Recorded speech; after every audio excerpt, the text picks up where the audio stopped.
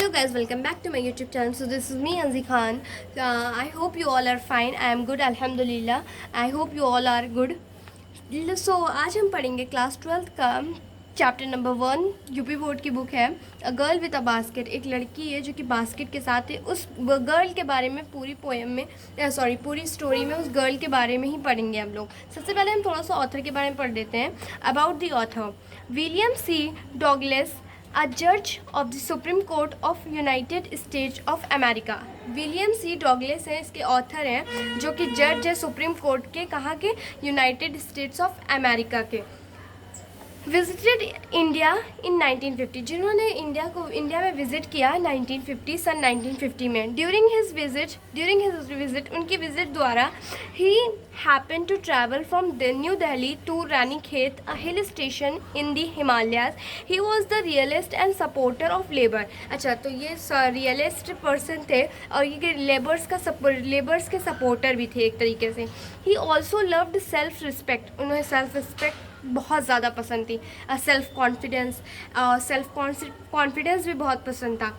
He was a fascinated and charmed with the natural beauty of India. अच्छा, वो फैस्किनेटेड हो गए थे और चार्म्ड, उन्हें पसंद आ गया था, इतनी ज़्यादा चार्मफुल था कि उनको जो नेचुरल ब्यूटी थी इंडिया की, उससे वो बहुत फैस्किनेट हो गए थे, मतलब बहुत ही ज़्यादा आकर्षित, तो उन्हें बहुत ज़्यादा पसंद आई थी नेचुरल ब्यूटी इंडिया की। A girl with a basket is one of his famous essay. तो गर्ल विद अ बास्केट जो है वो ये ऑथर विलियम का एक फेमस स्टोरी है, गर्ल विद अ बास्केट, जो कि बहुत ज़्यादा फेमस है। अबाउट द लेसन, अब थोड़ा सा लेसन के बारे में हम लोग पढ़ लेते हैं। इस ब्रैकेट कॉमन में लेसन के बारे में पढ़ लेते हैं। A girl with a basket has written by the William C Douglas who came to India after the partition of the country in 1950। अच्छा, गर्ल विद अ बास्केट किसके द्वारा लिखी गई है, तो हमने आप लोगों को पहले ही बता दिया, विलियम द्वारा लिखी गई है। तो जब ये इन्होंने कब लिखी, जब इंडिया का पार्टीशन हुआ था 1950 में। At that time India was full of refugees who were the driven away from the commercial fanaticisms of Pakistan. He had unique experience at the one of the railway station. Many refuge children were selling some small articles like basket and fans. तो जब वो 1950 में उन्होंने यहाँ पर वो क्या कहते हैं अपनी जर्नी आउट की, तो उन्होंने ये देखा कि छोटे छोटे बच्चे जो थे, पार्टीशन के वक्त में वो यहाँ आए थे 1950 में, तो जो छोटे छोटे बच्चे जो थे वो बास्केट से सेल कर रहे थे, फैंस सेल कर रहे थे। He was impressed with the little girl of 9 years। अच्छा, जो लिटिल गर्ल छोटी लड़की थी, जो 9 साल की लड़की थी, तो वो उससे बहुत ज़्यादा ही इम्प्रेस्ड हो गए थे। और ये स्टोरी उसी लड़की के ऊपर बेस है, क्योंकि उस गर्ल के बाद अ गर्ल विद अ बास्केट, उस गर्ल के पास एक बास्केट है। इस स्टोरी का फर्स्ट नेम ही यही है। दिस ऐसे is the recollection of the valuable experience. जो ये ऐसे जो है वो रिकलेक्शन है वैल्यूएबल एक्सपीरियंसेस का। जैसे हमने आप लोगों को पहले ही बताया कि इन्हें सेल्फ रिस्पेक्ट और सेल्फ कॉन्फिडेंस बहुत पसंद था। तो चलिए अब हम चैप्टर स्टार्ट करते हैं। अब हमने ऑथर के बारे में पढ़ लिया, लेसन के बारे में पढ़ लिया, अब हम चैप्टर स्टार्ट करते हैं। I had left new Delhi for the Himalayas. तो इन्होंने न्यू दिल्ली को छोड़ा किसके लिए, हिमालयाज की वजह से।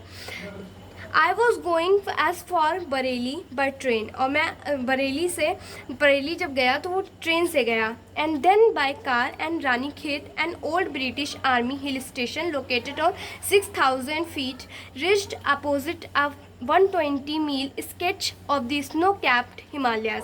तो जब वो रानीखेत किससे गए वो लोग, उन्होंने रानीखेत की ट्रैवलिंग किससे की, कार से, और बरेली की ट्रैवलिंग उन्होंने ट्रेन से की। तो जब वो ओल्ड ब्रिटिश आर्मी थे, hill station located at 6000 feet, reached opposite mile 120 mile scratch of the snow capped Himalayas जो थे वो स्नो की पूरी बर्फ़ की पूरी चादर से वो ढके हुए थे एक तरीके से, पूरी तरीके से। और फिर द ट्रेन जो थी वो स्लो थी।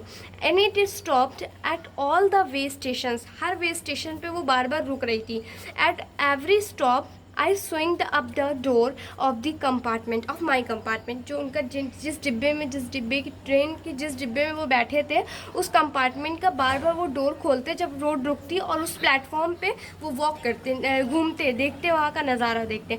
The platform were packed with peoples, जो प्लेटफॉर्म था वो लोगों से पैक्ड आउट था। अब लोग कौन कौन से थे उसमें? सिख लोग थे, मुस्लिम लोग थे, हिंदू थे, सोल्जर्स थे, मर्चेंट्स मतलब व्यापारी थे, प्रीजिस्ट थे, पोर्टर्स थे, बेगर्स मीन्स भिखारी थे, और हॉकर्स वो जो होते नहीं हम रेलवे स्टेशंस वगैरह पे जो इधर उधर जाके सामान बेचते हैं। ऑलमोस्ट एवरीवन वर बेयरफुट, हर कोई जो था, ऑलमोस्ट एवरीवन प्रत्येक व्यक्ति, हर व्यक्ति जो था बेयरफुट, उसने अपने पैरों में कुछ नहीं पहना हुआ था, वो नंगे पैर थे। And dressed in loose white garments, और उनकी ड्रेसअप जो थी वो लूज कुर्ता पजामा हो या फिर कुछ भी हो, बट उन्होंने वाइट गारमेंट्स पहन रखी तो without any slippers, without any footwear.